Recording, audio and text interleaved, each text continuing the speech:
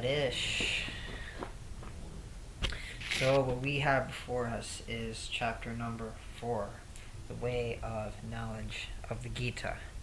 This chapter is very profound because it's connecting the dots of how unified the pathway of wisdom and the pathway of action is.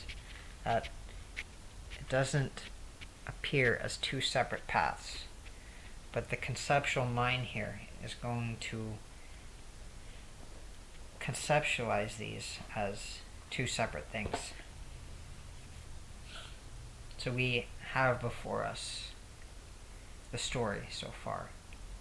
Arjuna in the midst of grief and sorrow, and having to potentially fight the ones he loves.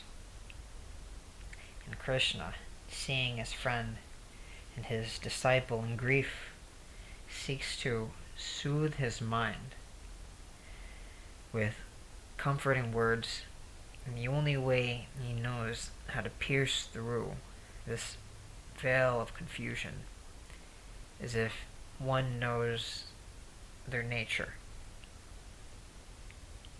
So to help his friend, he delivers him the discourse on the nature of reality. That's too much for him to bear. He doesn't quite understand it. So he gives another discourse on the pathway of action. And he realizes this is applicable to Arjuna, a warrior who can act and be in the world. So he teaches him the great karma yoga and how each action leads to an offering. This offering is a sacrifice in the end of all action. And was stated that in the beginning, the co-creators of the world, Prajapatis, they taught the same system of that the end of all action leads in the sacrifice for the benefit of the world. And Krishna saying something similar here in this regard. And something very abstruse in that he tells Arjuna, I've taught this from the beginning. I've taught it to the sun god. I taught it to your ancestors. And Arjuna is taken back. For he says, how could you have taught it to the sun god? Sun god is ancient, primeval. You telling me that you existed before the sun? And what about to my ancestors? He comes from the Kuru dynasty, which has its roots in the sun god Surya, Ikshvaku, Vivajvat. And he's confused by this. Krishna clarifies this by saying there was a time when I was never born. He's speaking as the eternal, and he's not holding back now even the sense of I. Speaking from a sense of I. And for those who haven't conquered pride, this is a scary topic. And as this is going on, there's Sanjaya narrating this to the blind king Dhritarashtra. And Dhritarashtra is saying, how can he say that he is the Supreme One? That sounds like pride. But Sanjaya is saying there doesn't seem to be any pride in how he's saying it.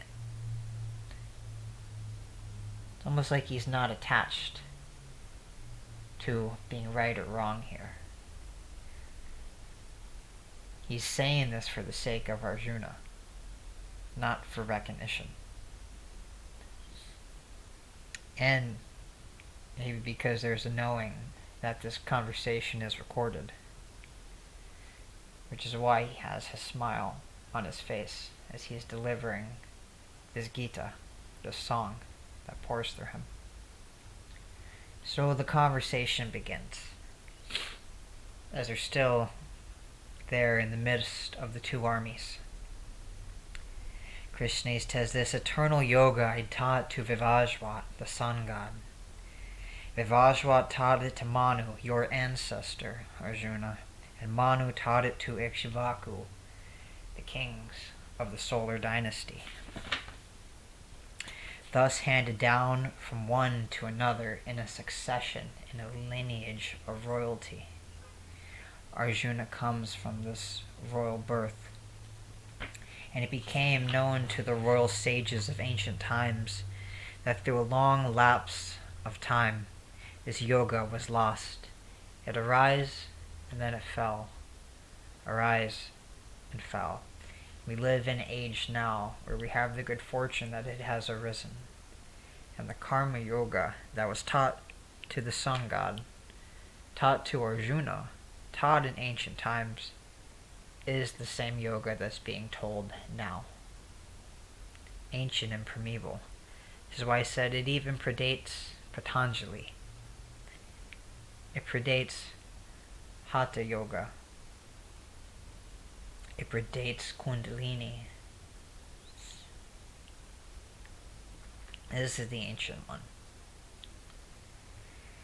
He continues, this same ancient yoga I taught, I've told you today, for you are my loved one, you are my devotee, my loyal friend, and it is a supreme secret, a mystery. For Arjuna, he asked him, now, how is it that you were born and you taught this to the sun god? For you're no older than me. We're about the same age. In fact, we're cousins.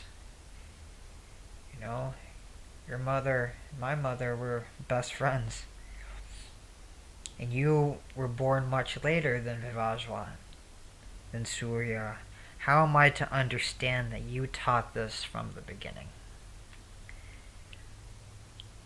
The rational mind will have a hard time making sense of this, because he's referring to incarnation. He's referring to a timeless birth, that the sun god is ancient. The ancient one. For the sun makes offerings and sacrifices as well. How its rays pour itself onto the earth, delivers the plants, produces food and rain, nourishes your form. That through the grace of the sun and the sacrifice of the sun, it has never missed a day. Continuous. So Krishna continues and answers Arjuna's question of, I'm a little lost here. Many times have I taken a birth, Krishna says. Many births I've passed. And Arjuna, so have you, but I remember mine. And I know them all. But you don't know them. Your mind is not there yet. O victorious one, one who can conquer the enemy. Though I'm unborn because I don't die. Only the body perishes. The body is my nature. Although I'm unborn, he says, and eternal by my nature, him and his nature are like two lovers, and they're conjoined. And though I am the Lord of all beings, yet I subjugate my Prakriti, his nature, and I take birth through Maya, which is the natural energy of Prakriti. For beings who are not aware, they fall asleep in this incandescence, and they don't remember this decision of birth. And this is the difference of the wheel, that Krishna has taken a conscious birth by subjugating his nature. This is the generative principle, and also the generative principle of the phallus we see of the Shiva Linga. That one can consciously choose their direction, but one who is awoken, one who is aware, they have the lordship over Maya, over the illusory state. He says, I've subjugated Prakriti, and I've consciously taken birth in my Maya. Oh.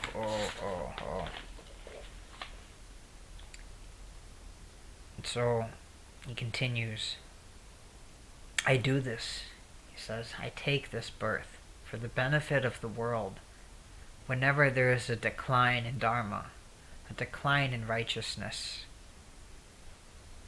and whenever this unrighteousness prevails over righteousness and goodness declines, I take birth. I incarnate myself for the benefit of the world. And I do this for stability. I do this for the protection of the good, he says. I do this for the subjugation, the destruction of the wicked.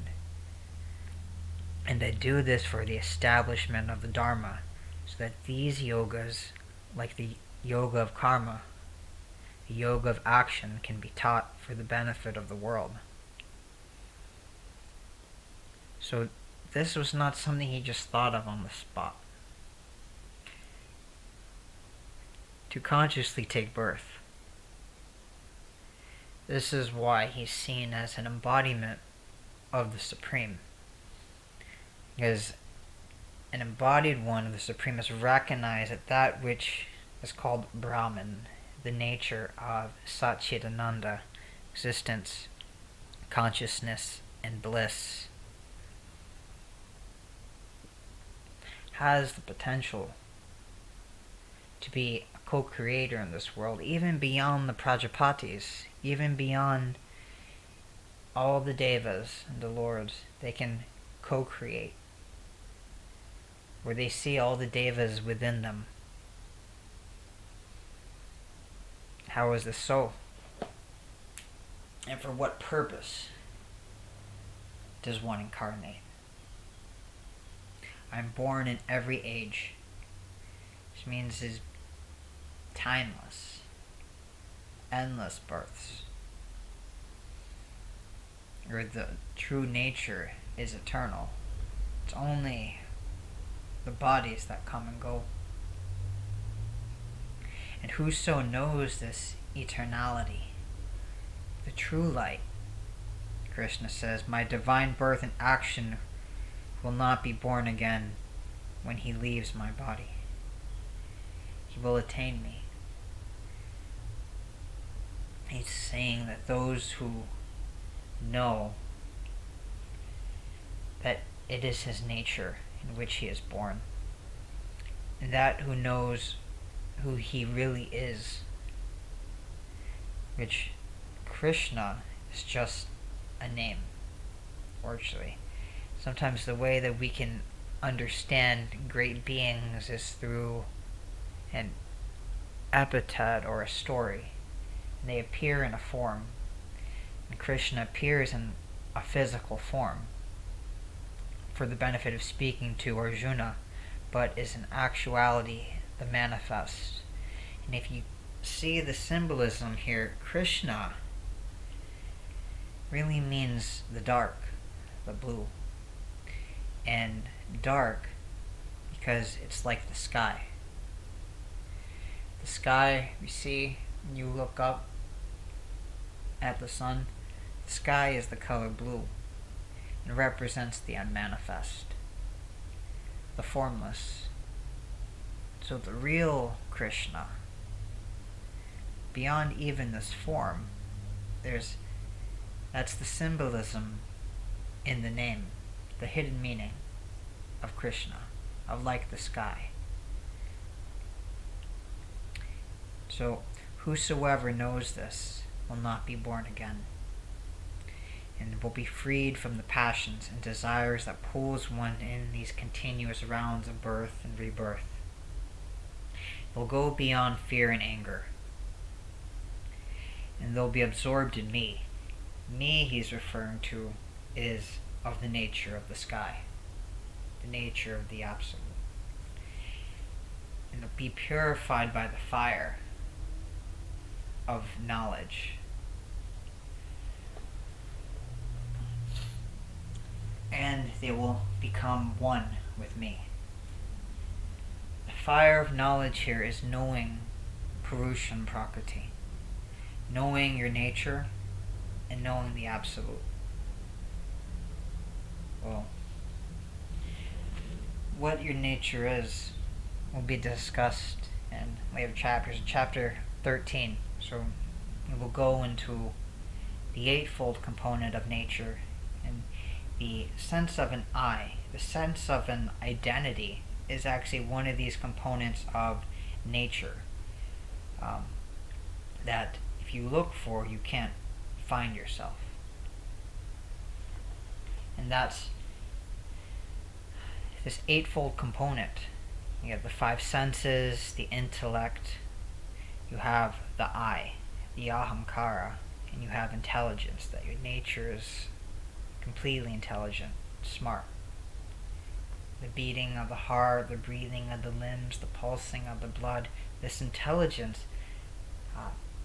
does not need your imposition to make it any better. This is also what Krishna means by, I don't really have to do anything, but I do this for the story, for the lila, the play of it. He says, so, and whatsoever great men who know this approach me as the Absolute, even so do I reward them, for it is my path, O Arjuna, that men follow in these things, that he sets the example that men follow. And as he stated in previous chapters, it's a joy in setting that example, for if he did not act in the world, nobody acted, what example would be set? If he didn't set the example that the great Lord would actually take action, sacrifice oneself for the benefit of others, to actually step into form, to even go through birth and death in that process, to communicate this Dharma, by all means, that's a worthy sacrifice. Very worthy to be told, a worthy story to share, and sets the example for all beings to follow. Those who desire success in their actions, they worship the gods or other idols. And basically, that by worshipping the gods, you go to the gods. By worshipping others, you go to them. But he's saying, come to me. Come to the Absolute. Go beyond your attachment to external objects. For all the gods are projections of your own mind. It says, for quickly in this world a man comes success from actions, and the social order of the sages, the warriors, the agriculturists, the servants, they were all created by me as a being. He says, I come to establish this order, this Dharma, for the benefit of the world. And I was asked the other day, what is Dharma? And you can understand some of this Dharma when you see one who has embodied the yamas and the niyamas. These are the ethics and spiritual practices of a yogi. That the real Dharma is being taught here of the yoga of action. If one follows it, surrendering the fruit, all of those good qualities of the yamas and niyamas, the ethical conduct, is automatically present in one who has released that. Spiritual study, etc. The unwaveringness of mind, non-violence, forbearance, all that goodness and good qualities is found in a karma yogi, one who can surrender holding on to the fruit. Yet he says, though I am the creator, know that I neither act nor change. That he as the absolute is the changeless. The changing is his nature. And know that I neither act. And this is the knowledge here, that it's not him who does. It is his nature that is the doer. And it is from our ignorance that we mistake ourselves as the doer, such as I'm the one who has to take this battle against my friends. I'm the one who is the intelligent one. But you see the difference with Krishna, though, is he's not using that kind of knowledge for control over you. It's to communicate a wisdom that's ancient, that's capable of freeing you even from the bonds of pride. Even the mental sacrifice of things to be said and things not to be said, because you hold yourself as a doer, such as, I should not say that. This mental imposition of all the rules that have been set over this I becomes a barrier. And you see this within Krishna. He'll say I am the creator. Whoa. That's what takes people off guard. He's saying that, but he's also saying he's not the one doing this. Nature is. Because I is an aspect, a quality of nature. I'll continue. Action does not defile me. He says he's unstained by it, like a lotus in the mud. Nor do I long for its fruit. A lotus will grow, flourish, but the mud doesn't wither it, doesn't stain it. And he who knows me is thus not bound by his action. So if you know him, you know who Krishna is. Krishna is not some man in a chariot. It's not some story you made up. It's not even this story. Krishna is an embodiment of the Absolute. And the only way you would know who he is, maybe through this parable and this story. So men of old, of ancient times, they sought liberation. And they knew this same yoga. As he said, it was taught to Ikshvaku, taught to Vivaswa, taught to Surya, taught to Manu, all the progenitors of the Kuru lineage and dynasty. And they all did this same work. The great kings of the past practiced this same yoga. They too surrendered the fruit. Therefore, my advice to you, Arjuna, he says, is to do your work and act just as the ancients did, just as your ancestors did in times of lore, a long time ago. Even the wise, continues, are very perplexed at this. And the mystery to this knowledge of what is acting and what is not acting.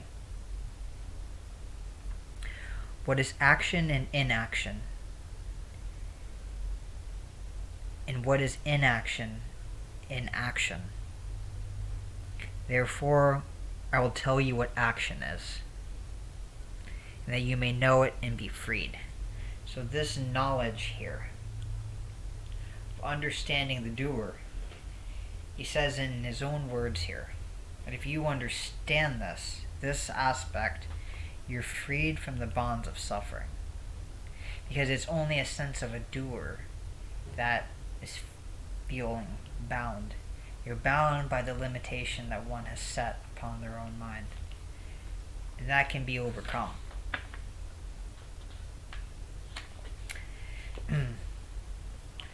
So, he describes action and inaction. He who sees inaction in action, and action in inaction, he is wise. He is a yogi, and he has performed all actions. Continues. This is the confusing part for many. It perplexes even the wise. Is then a question is asked, well, who's doing this then? Who's speaking? Where is this coming from?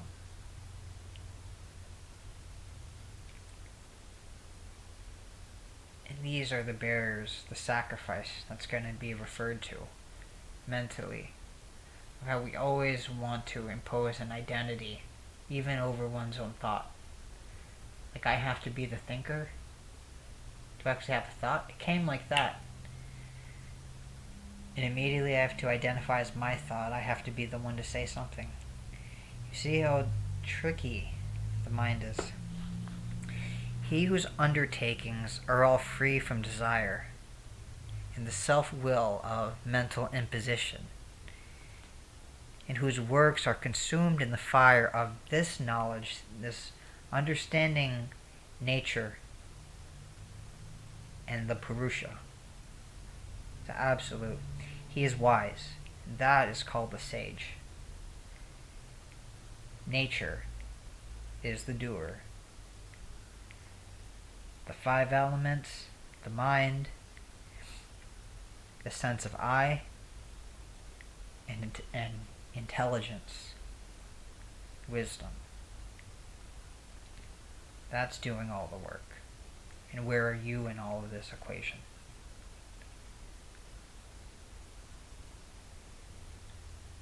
So,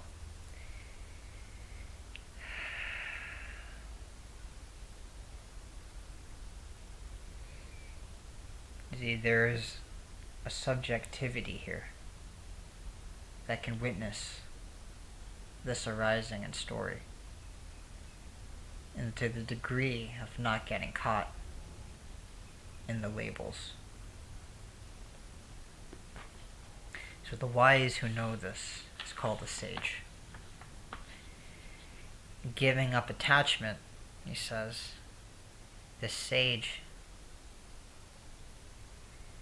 releases the fruit of the action, releases his grasping and attachment. He's content with letting go, content with releasing the hand, and he's not dependent upon anyone. He sees all beings within his own self. He does not see himself as the doer. And though he's engaged in action, he does nothing at all. So, it's not saying that nothing moves. There's just movement everywhere. It's just, there's still maintenance of the body to be done. Organs of the senses, organs of action, sound, touch, taste, and smell. But the grasping at the fruit and the attachment to it comes from a sense of mistaken identity as one being the doer and doing the grasping. That if you don't grasp for that food, the ego will then say, well, then how will I eat? Do you see how that arose? There's this sense of I being my body. If I don't eat, I will die.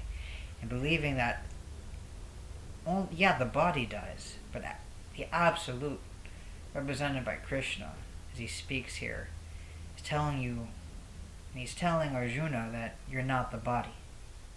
Only the body dies. The sage, the one who knows, is free from the desire. His body and his mind are controlled. So he's not saying you don't have to do anything. The wise has an unwavering attention. And this unwaveringness is the action in inaction. Even though he appears he's not acting, he's not doing anything, there's no activity. This self-control is a high activity. One has to be very active to hold this consciousness, this mind.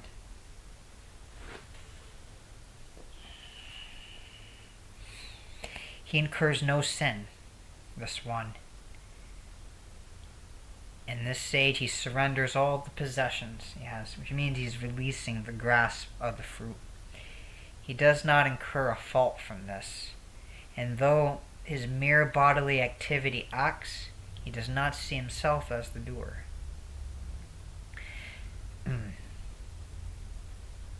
But even among the wise, there's still action. Satisfied with what comes to him without any effort at all on his part, the one who knows, Arjuna.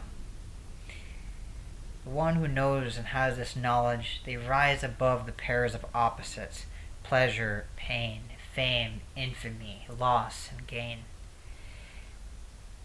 And they reside in true yoga, equanimity of mind. Rising above the pairs of opposites, free from envy. They're free from jealousy. For what is envy and jealousy but grasping at the fruit of another? I don't want to be with this person. I prefer to be with this person because they look like they're getting more stuff done. You see how the grasping at the fruit is subtle. Brittany, do you see this? Okay. So free from envy and even-minded. They're tranquil in success or defeat, gain or loss, whether he loses everything or whether he wins heaven, whether he wins the earth or he loses his own body in the process. The karma yogi is even-minded and equal, and this is the action that's being referred to in the inaction. And the action that's in the, it's such a paradox. It's such a puzzle. But this knowledge is what's capable of freeing the mind from its grasping at the fruit. But the subtlety of it being so close that one can't even see it. Amazing. Amazing. This is... I mean, I think that's impressive. It's very... That's amazing. Really. So close. We just miss it.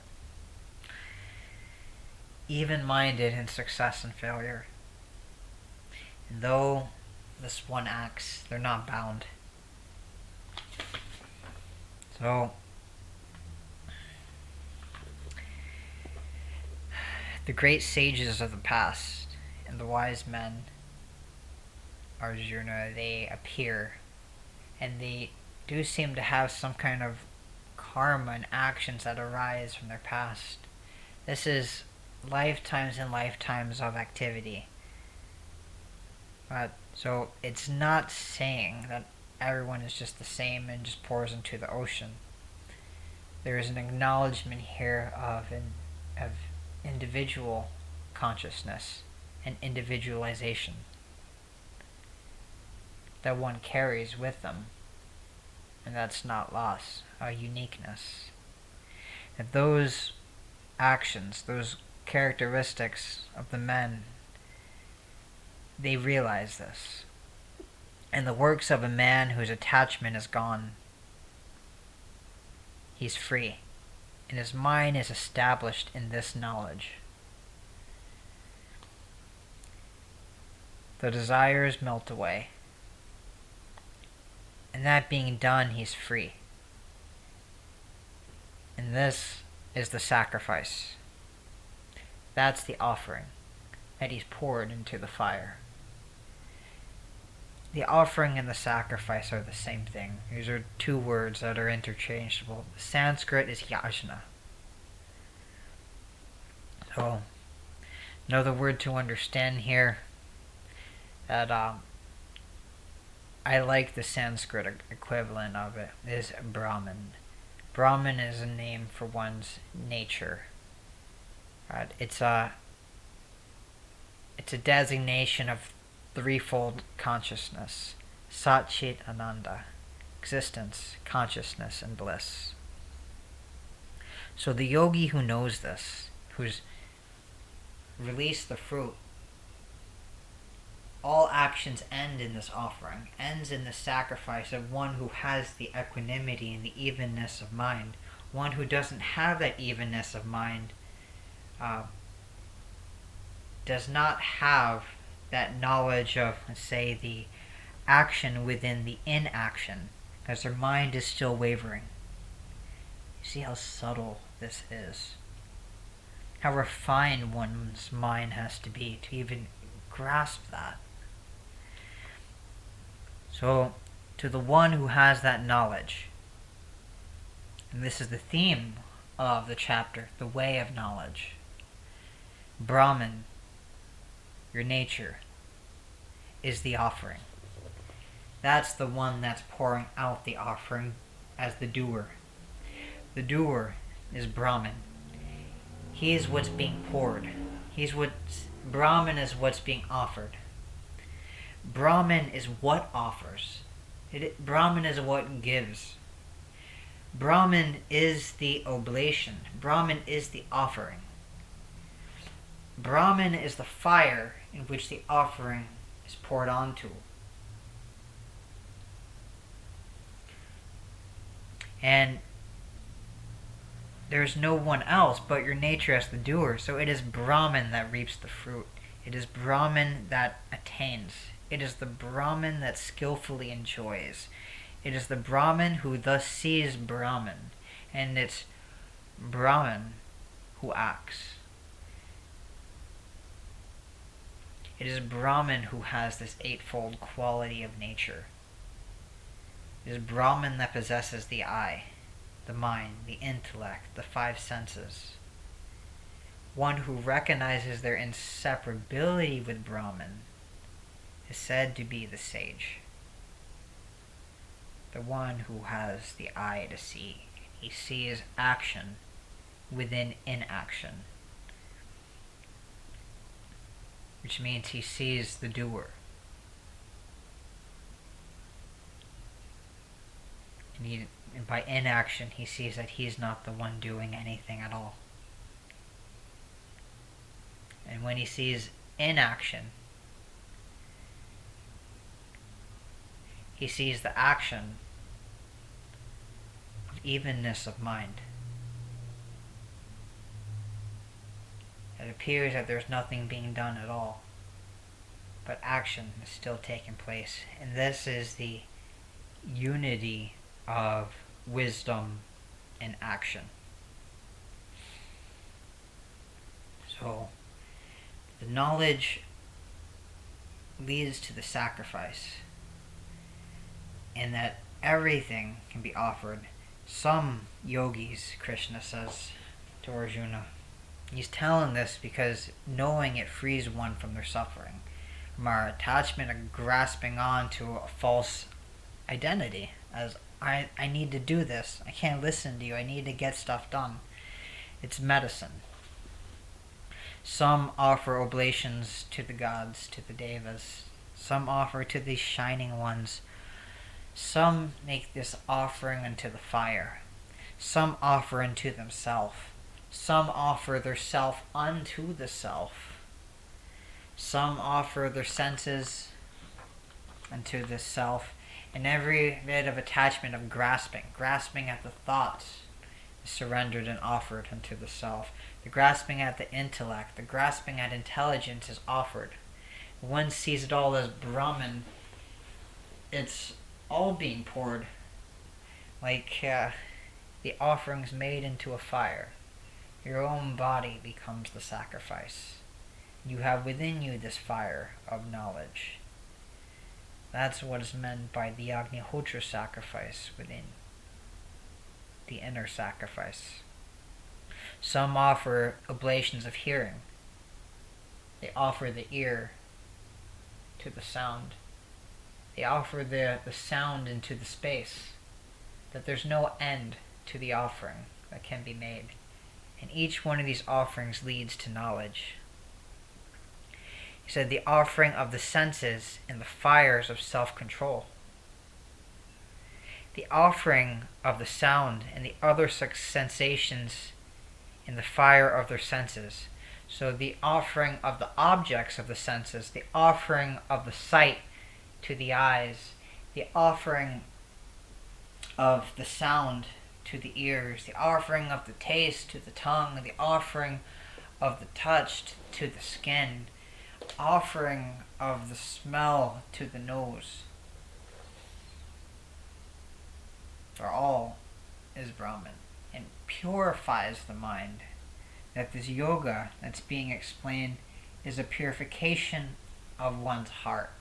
And Brahman, the ultimate, as well resides in the heart of all beings, but is held down, tied by a million strands of hope. Likewise, says Krishna, this knowledge is the great purifier. Some, again, they offer their actions of the senses into the functions of the prana. It means they offer even these senses now are offered into the life breath. As it opens the heart. The oblations of the life breath that can be offered in the fire of self-control, knowing oneself. And this is kindled, fanned by the knowledge of realization. Some likewise, they offer oblations of wealth. They offer everything they held on to as valuable. And if you're grasping at it, what value is it if it takes one's soul? Where the only obstacle to knowledge is this craving and grasping. So some offer their wealth. Some offer their austerity. Some offer their practice. Some offer yoga, like the karma yogi who offers all. And there's a joy in doing this. The joy of making the offerings. The joyful effort that comes of sacrifice. This is what is referred to as amrita, the nectar, that one can enjoy and live on the remnants, the fruit of that sacrifice, and it is sufficient. Sufficient for realization, feeds and fuels your realization. One can sacrifice yoga, while others of the disciplined minds, they can offer their vows. They can offer the study of the scriptures, even this, reciting of the Gita, can be offered unto you, for those who have the ear to listen. By listening, you offer an ear. Thank you. And that's acknowledged. Some offer this knowledge. Some, again, practicing the regulations of the breath, they offer the breath. They offer the inhale into the exhale. Some offer the exhale into the inhale.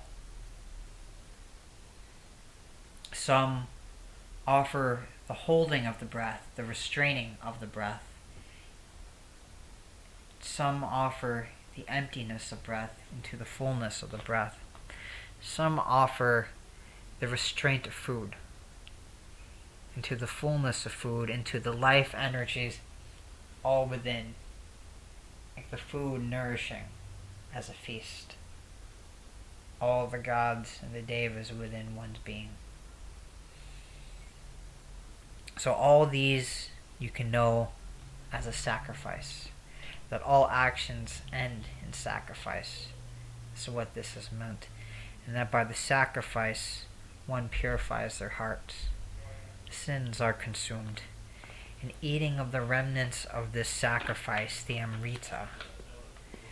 So they actualize the eternal Brahman of Satchidananda.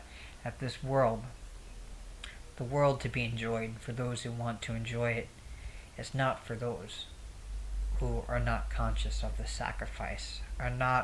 It's not for those who are not capable of making an offering, who can't offer their speech, they can't offer to let go of their mind, if they can't offer their body and work for the benefit of others. Those who can do that, you would know and recognize them. Those are the bodhisattvas. Those are the awakened ones, the awakened minds that have given their life as an offering for the benefit of the world. That should be applauded and praised. For those are true karma yogis. True. So this world is not for him. It's not for those who are unwilling to make this sacrifice. As I said, this yoga is for the courageous. This kind of yoga is for the brave. It's not for the lighthearted. It's not for the weak. It's something you just can't listen to and say, I get it. I get it. And truth is something to die for, honestly. To die for truth. I'll say it, that's a worthy offering. And that's what even Krishna is saying. He's gone this far. I'm not watering this down for you softies out there. That's it. He said death. He said die. Yeah. Die for the truth. Be happy to do so. What an offering. That's worthy. True courage. So thus, the many kinds of sacrifices are mentioned, and there are many more of these sacrifices mentioned in the Vedas. Krishna refers. Many are told, thousands and thousands, of tales and beings in the past who practiced this yoga, who lived by that sacrifice. And they practiced what I'm telling you right now, what Krishna said to Arjuna, what the great kings of the past did. This is that ancient yoga that is primeval, and that is even practiced by the sun.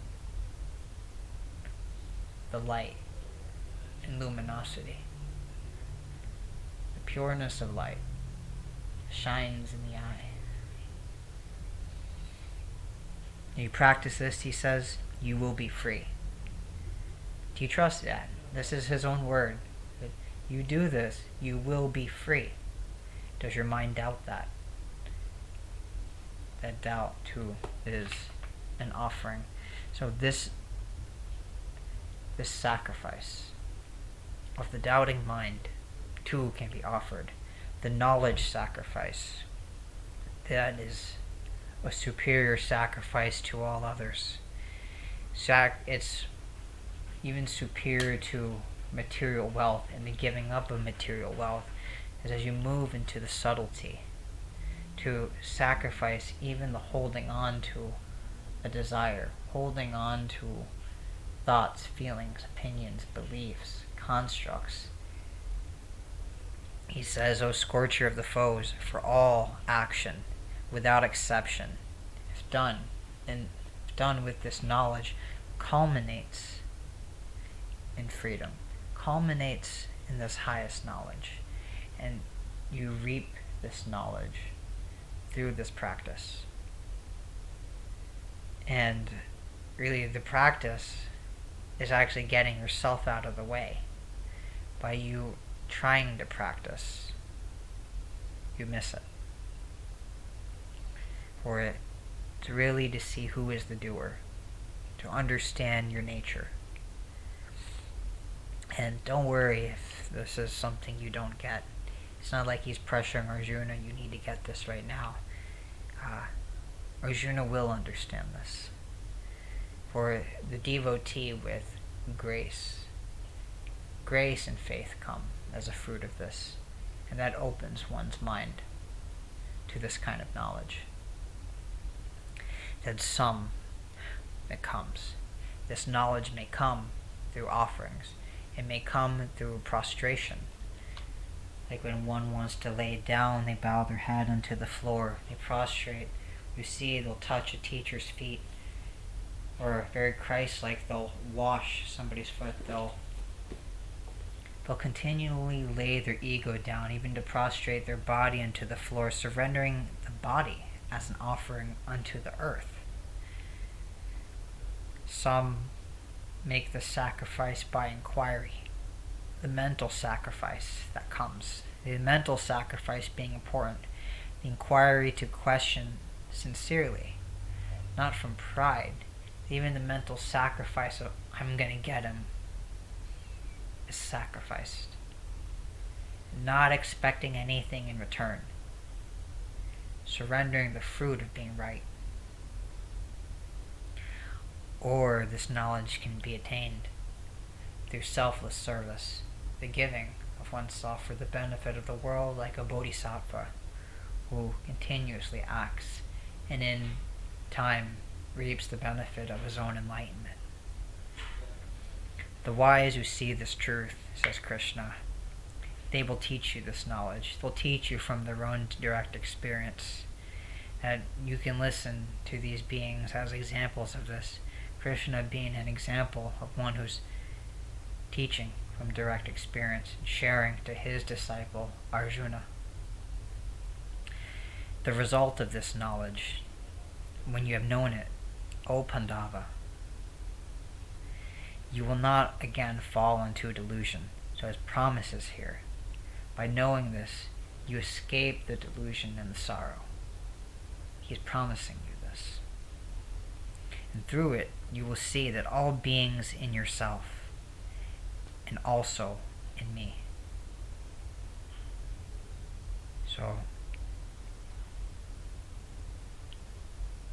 this is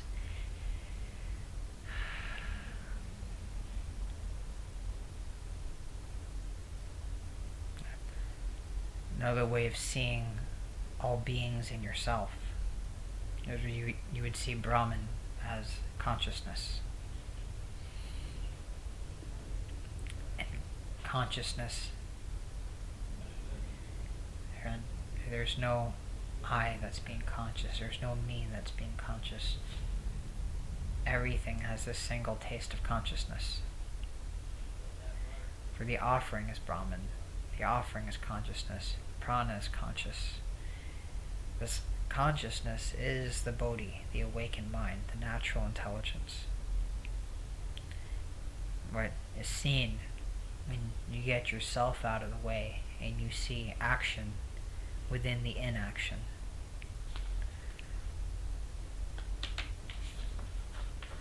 Grasped only through knowledge. And this knowledge is capable of destroying one's sin and confusion. It is is said to his disciple, as a fire well kindled, it reduces the wood to ashes.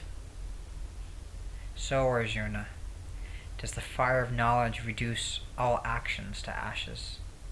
All your work is reduced to ashes, purified in the fire of transformation.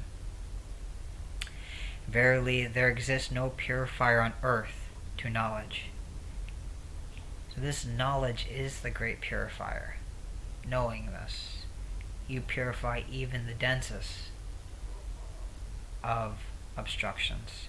And a man who knows this, he becomes fit, perfectly fit in yoga, and he finds it within himself in a course of time. Well, to acquire this knowledge, it comes to him who has faith, full of faith. They do not carp at this. They do not talk bad about it. You treat it like a lover, like one you love. You hold it in respect. Like how I communicate now, I hope I communicate this in a way as if one would communicate it to a lover, or like how Krishna communicates it to one that he loves, like Arjuna. So he who is full of faith and zeal, and he's subdued his senses, they're under self-control. He obtains this knowledge, and after having obtained knowledge, he attains the supreme peace. The supreme peace here, meaning liberation. He's liberated from the sorrows of the world. Oh. To not doubt is his advice, to have faith. So the man, and he's looking at Arjuna with love in his eyes. As the man who is ignorant without faith and always doubting, he ruins himself. He hurts himself. For it's not in this world nor in any other world that he will escape that doubting mind he carries with it beyond. Nor happiness can he have. It's not in this world nor the world beyond that the doubting soul can have this happiness. For he would doubt his own liberation, doubt his own nature, would doubt the goodness and the purity. So faith is essential here. Faith in the process and in the outcome. That works do not bind this man, O Dhananjaya, who knows this. He relinquishes all action through yoga. In this yoga, he surrenders the fruit. He removes his doubts, and all these doubts are destroyed by knowledge. And he knows the self, possessed of the self. Therefore, with the sword of knowledge, the sword of truth, cut this doubt. Cut it at its root. And with the self acknowledged, arise, arise, arise. Cut this doubt born of ignorance, and reside in your heart, full of faith. Devote yourself to this yoga. Arise, O Bharata, arise. So, his advice, to have faith, to go beyond the doubting mind. To do that, one must choose this, the power of your choice, to reside in that yoga of knowledge, with an unwavering mind that this is something you want, there's something that you are worthy to experience, to cut all those doubts aside. You are worthy. Krishna saying the same thing, you are worthy. And those who follow that path, I got your back. You are not lost to me. Thus ends Chapter 4 on the way of knowledge. I will see you in Chapter 5, the way of renunciation.